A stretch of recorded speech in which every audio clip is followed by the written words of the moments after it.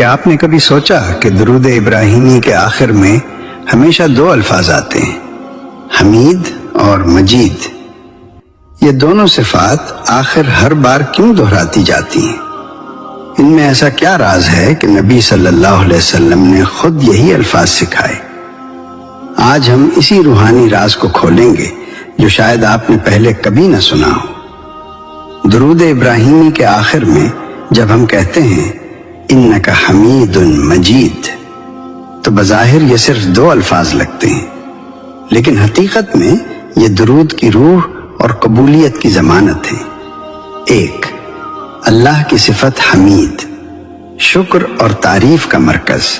حمید کا مطلب ہے وہ ذات جو اپنی تعریف آپ ہے، جس کی ہر نعمت کا شکر ممکن ہی نہیں، جو ہر حال میں تعریف کے لائق ہے۔ درود پڑھتے ہوئے جب ہم حمید کہتے ہیں تو ہم اعلان کرتے ہیں کہ یا اللہ، ہم جس رسول پر درود بھیج رہے ہیں اس کا مقام بھی تیری ہی عطا کردہ عزت ہے، یعنی درود میں تعریف خدا چھپی ہوئی ہے۔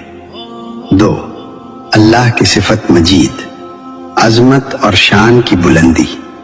مجید کا مطلب ہے وہ جو بڑائی والا ہے، جس کی شان بے حد ہے، جو عزت بھی دے اور اسے بلند بھی کر دے۔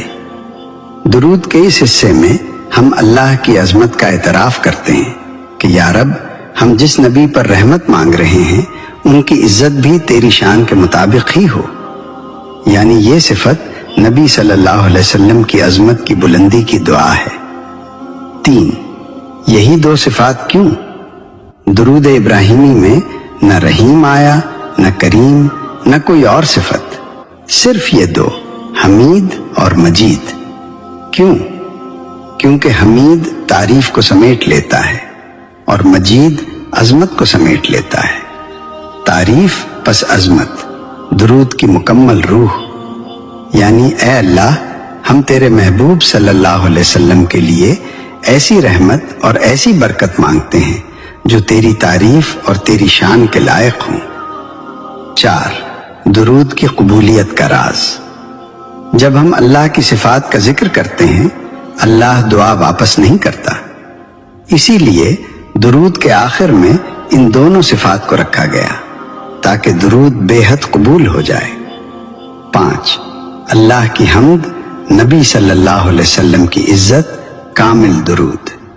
یہ دو صفات دراصل ہمیں یہ سبق دیتی ہیں کہ نبی صلی اللہ علیہ وسلم کی شان بلند کرنا، اللہ کی تعریف بیان کرنا، دونوں ایک ہی درود میں اکٹھے ہو جاتے ہیں۔ یہی درود کو سب سے افضل بناتا ہے۔ درود ابراہیمی کے یہ دو الفاظ بظاہر چھوٹے ہیں، مگر ان میں اللہ کی دو عظیم صفات اور پوری روحانی حکمت چھپی ہے۔ اگر آج کی ویڈیو نے آپ کو درود کے اس راز سے قریب کیا ہے تو اس ذکر کو اپنی زندگی کا حصہ بنا لیجئے۔